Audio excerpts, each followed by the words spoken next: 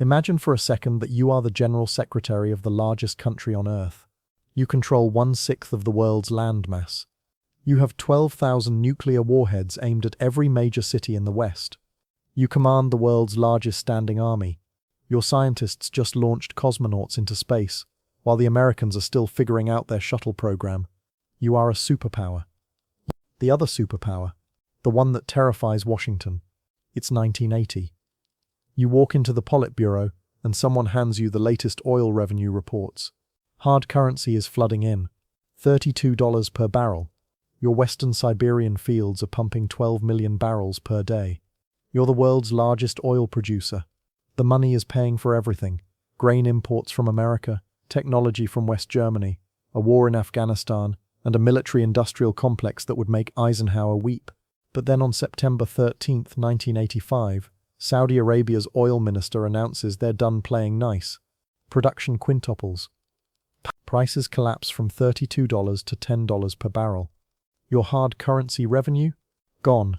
Cut by $20 billion annually, almost 8% of your entire budget. And you're already running a deficit. 6 years later, your country doesn't exist anymore. Welcome to the economic autopsy of the Soviet Union. Today we're dissecting how a nuclear-armed superpower with 290 million people managed to bankrupt itself so thoroughly that it just stopped existing. This isn't a story about Ronald Reagan winning the Cold War or freedom defeating tyranny. This is a story about oil, arithmetic, and what happens when your entire economy becomes a Ponzi scheme running on crude. 1. The resource curse. When black gold becomes fool's gold. To understand how the USSR bankrupted itself, we need to go back to 1973. The Yom Kippur War triggers an OPEC oil embargo. Prices quadruple overnight from $4 to $12 per barrel. Then in 1979, the Iranian Revolution sends prices rocketing again. By 1981, oil is trading at $78 per barrel in today's money. For the Soviet Union, this was like winning the lottery while already being rich. They had just discovered massive oil fields in western Siberia, in a region called Tyumen. This wasn't some minor find. By the mid-1980s, this single region produced 60% of Soviet oil. The USSR became the world's largest oil producer, pumping out 12.5 million barrels per day at its peak in 1988. Here's where the trap opens. When you're sitting on an ocean of oil and prices are sky high, why bother with the hard work of actually running an efficient economy? The Soviets didn't just export oil. They became addicted to it. By the 1980s, oil and gas accounted for 80% of Soviet hard currency earnings. Read that again. 4/5 of all the foreign money flowing into the USSR came from one source. This is what economists call the resource curse. But the Soviets took it to a whole new level. Instead of using oil revenues to modernize factories or improve agriculture or invest in technology, they used it as a band-aid. Soviet agriculture was a disaster. They couldn't feed themselves despite controlling some of the most fertile land on the planet. So they imported grain. In 1970, the USSR imported 2.16 million tons of grain. By 1985, 44.2 million tons, a 20-fold increase. Think about that. Though a country with more farmland than Western Europe combined had to import food to keep its people from starving. Meat imports? Quintupled. And it gets more absurd. Soviet factories couldn't produce consumer goods that anyone actually wanted. Soviet TVs broke. Soviet cars were jokes. Soviet refrigerators leaked. So they imported Western technology and consumer goods to fill the gap, all paid for with oil money. The Volga-Ural fields, which provided half the country's oil in the early 1970s, had fallen to a 1/3 share by 1977. The Soviet response? Throw more capital at the problem. Between 1970 and 1986, capital investment in oil and gas grew 3 to 5 times faster than the overall economy. They built 76,200 kilometers of pipeline by 1983, up from just 15,000 in 1960. The pipeline system alone was a massive bet on permanent high prices. The leadership knew this was insane. Even within the KGB, a secret economic analysis department was created in the 1970s under Yuri Andropov. They could see the writing on the wall. The USSR was becoming a petrostate with nukes. When Andropov became General Secretary in 1982, he tried to sound the alarm. But his solution was more discipline and cracking down on corruption. It was like treating gangrene with a band-aid. 2. The Afghan Graveyard. How to Burn Billions in a Desert. December 24, 1979. Soviet tanks roll into Afghanistan. The plan was simple, almost elegant in its stupidity.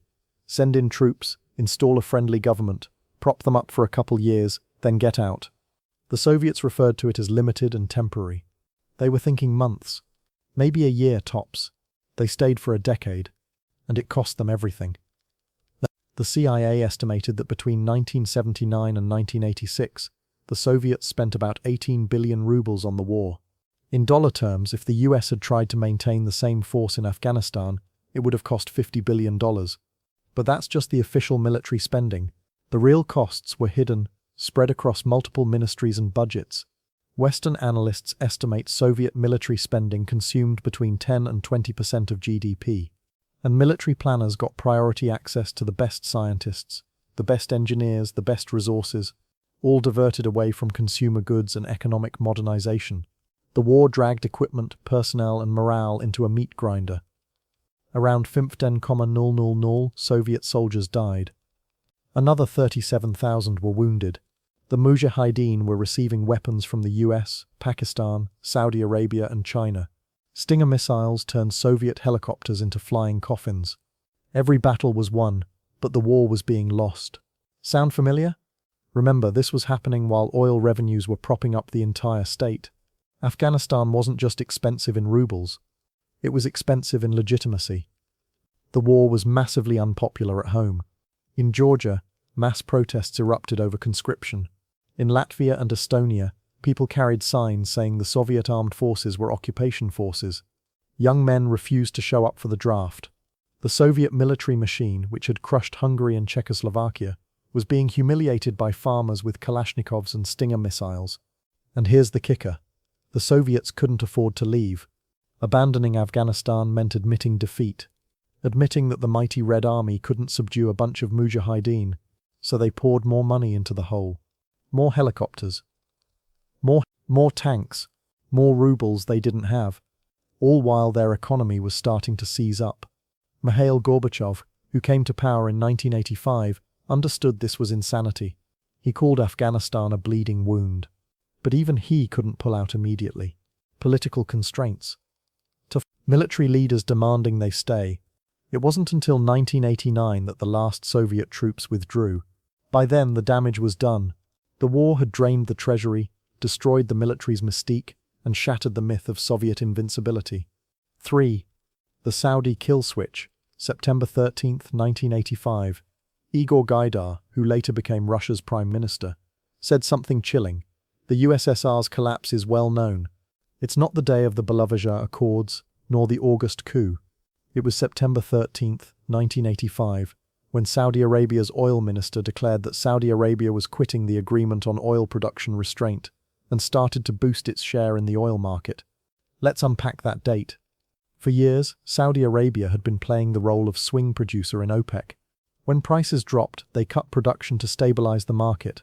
From 1980 to 1985, they slashed output from over 10 million barrels per day to just 2.3 million in August 1985.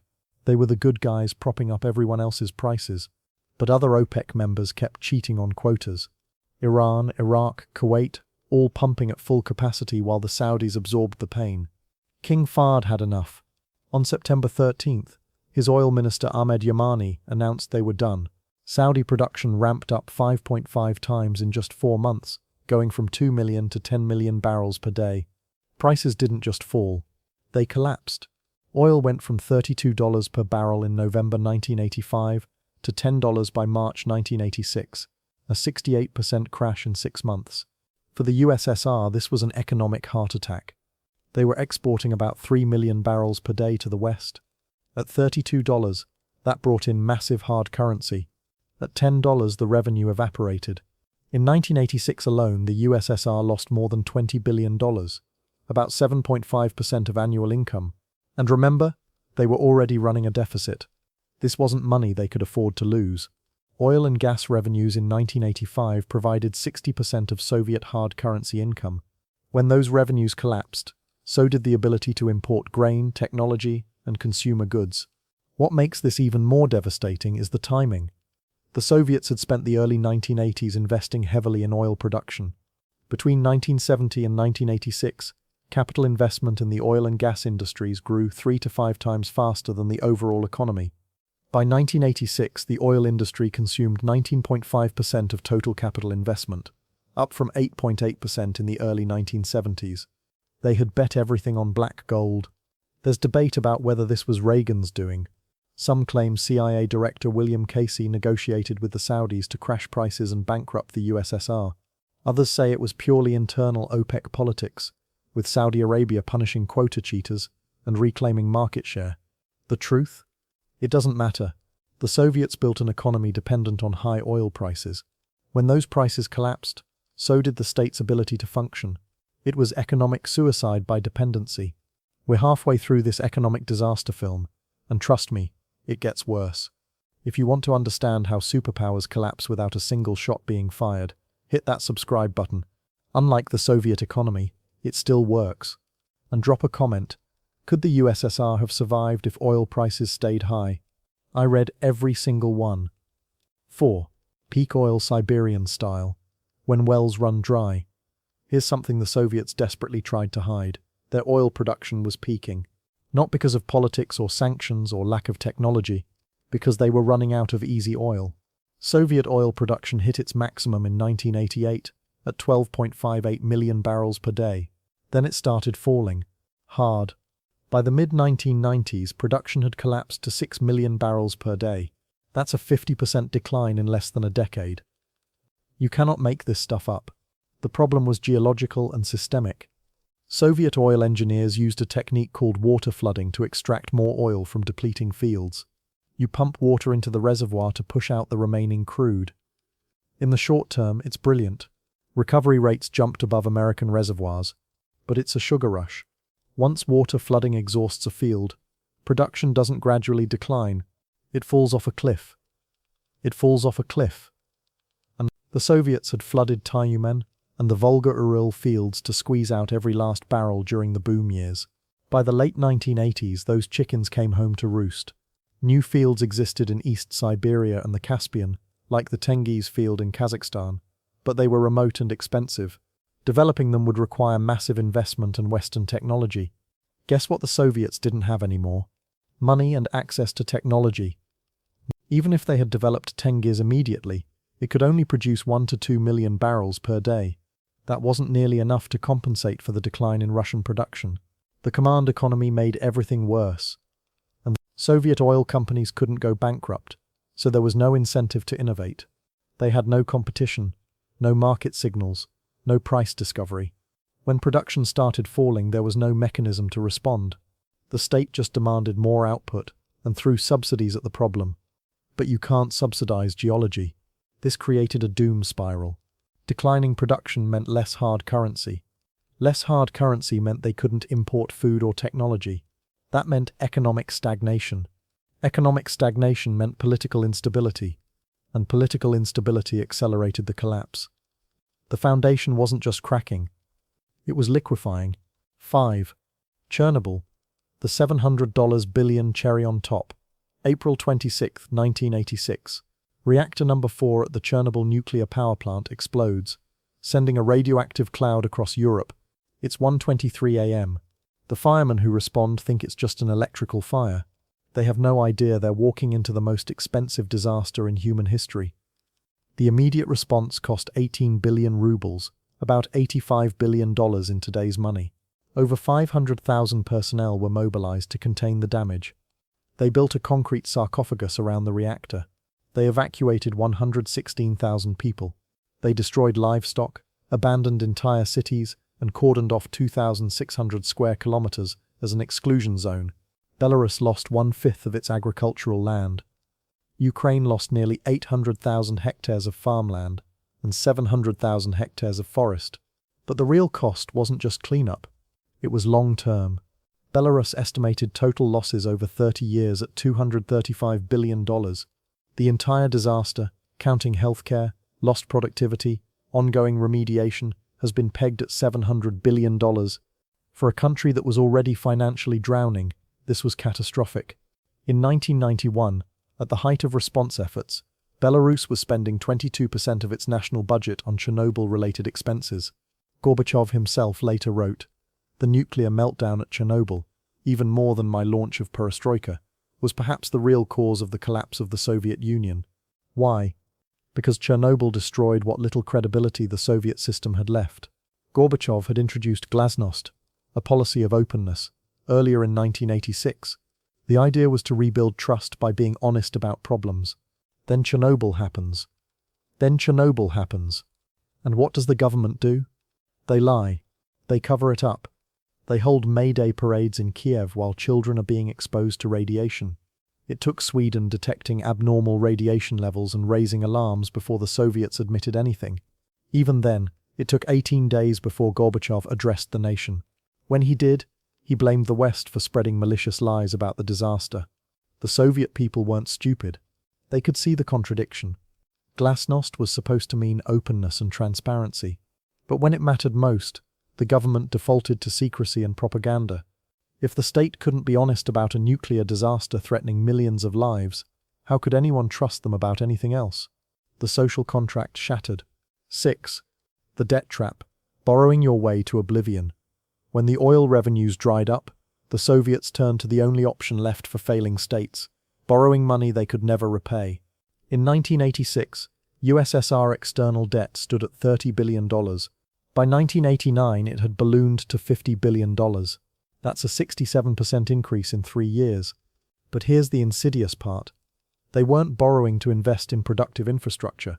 They were borrowing to buy grain and consumer goods just to keep the lights on. It was a Ponzi scheme. Borrow today to pay for yesterday's imports, then borrow more tomorrow to cover today's shortfall. Western banks, especially German banks, initially gave the USSR loans. Gorbachev needed cash to fund his perestroika reforms and glasnost policies. But then the lenders wised up. They could see the numbers. Oil prices weren't recovering. Production was falling. The Afghan war was still burning through billions. The creditors stopped lending. In 1989, a consortium of 300 banks was approached for a loan. Only 5 agreed to participate. The loan would be 20 times smaller than what the USSR needed. This is when the Soviet leadership faced a choice. 3 options. First, slash spending and cut the military-industrial complex. Impossible. Too many cities depended entirely on defense manufacturing. That would trigger political revolt. Second, implement radical market reforms immediately. Also impossible. The bureaucracy would never allow it, and the Communist Party wasn't about to liquidate itself. Third, hope the crisis blew over and keep borrowing. They chose option 3. Predictably, it didn't work. By the late 1980s, the Soviet economy was bleeding out. Inflation was rising. Supply chains were collapsing. Store shelves were empty. The black market was estimated at over 10% of GDP. People were hoarding goods because no one trusted the system to provide. The purchasing power of Soviet oil exports in terms of imported Western machinery had fallen to 1/4 of 1985 levels. They had to export 4 times as much oil to buy the same number of goods. Except they didn't have 4 times as much oil to export. 7. The reformer's dilemma. Perestroika accelerates the crash. Mikhail Gorbachev came to power in March 1985 with the best intentions. He saw the dysfunction.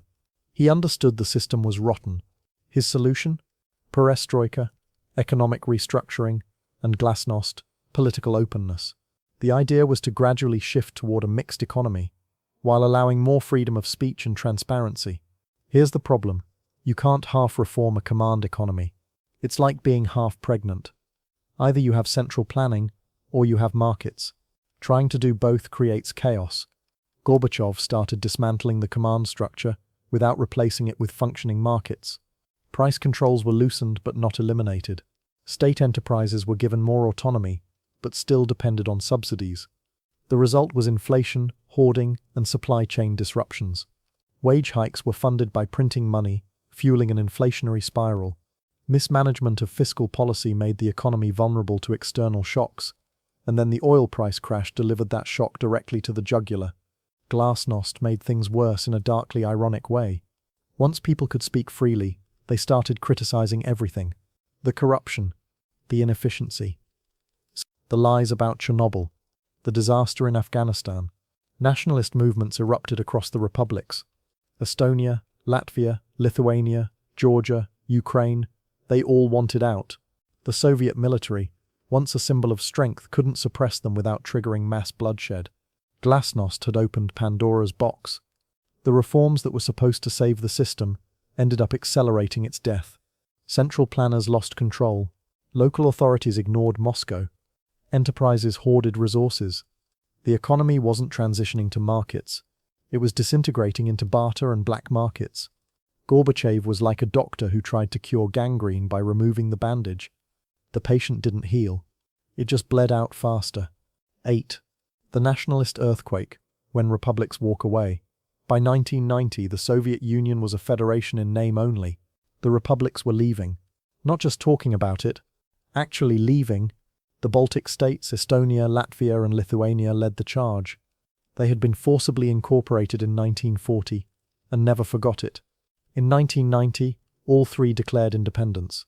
Moscow threatened, cajoled, and imposed economic blockades. It didn't matter. They were done. The nationalist movement saw the war in Afghanistan as proof that Soviet power was a mirage. If the Red Army couldn't control Afghanistan, how was it going to hold together a crumbling empire? Ukraine, the second largest republic, started making independence noises. And so did Georgia, Belarus, even Russia itself, under Boris Yeltsin, began asserting sovereignty. The economic collapse made this inevitable. Moscow couldn't provide subsidies anymore. It couldn't deliver consumer goods. It couldn't even guarantee food supplies. Why stay in a union that offered nothing but economic misery and political repression? In August 1991, hardliners in Moscow attempted a coup to stop the bleeding. They arrested Gorbachev and declared a state of emergency.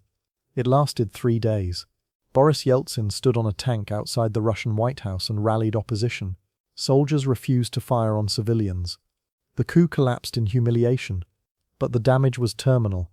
By December 1991, the USSR was formally dissolved. Gorbachev resigned on December 25th.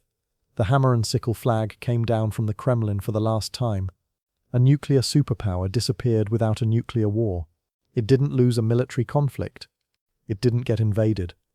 But it bankrupted itself because it built an economy on a foundation of crude oil, central planning, and delusion.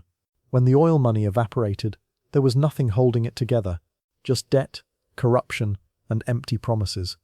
9. The lesson. Petrostates with nukes still go broke. Before we wrap this up, let's talk about the lesson here, because it's not just history. The Soviet collapse is a case study in what happens when a state becomes addicted to resource extraction instead of building a real economy. Venezuela is following the same playbook. Massive oil reserves, a government that nationalized the industry and used oil revenues to fund social programs and corruption. When oil prices crashed in 2014, the economy imploded. Hyperinflation, food shortages, mass emigration, political chaos. It's the Soviet collapse in slow motion. Russia itself learned nothing. Putin rebuilt the economy on oil and gas exports. When prices are high, Russia looks strong. When they fall, the cracks show. Sanctions after Ukraine made it worse, but the fundamental problem is the same. An economy dependent on commodity exports is fragile. It has no cushion.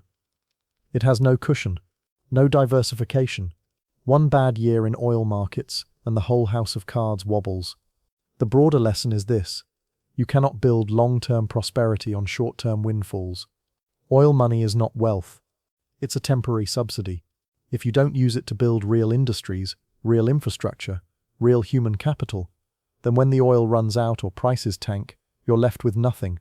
The USSR had nuclear weapons, a space program, and 12 million barrels per day of production, and it still collapsed.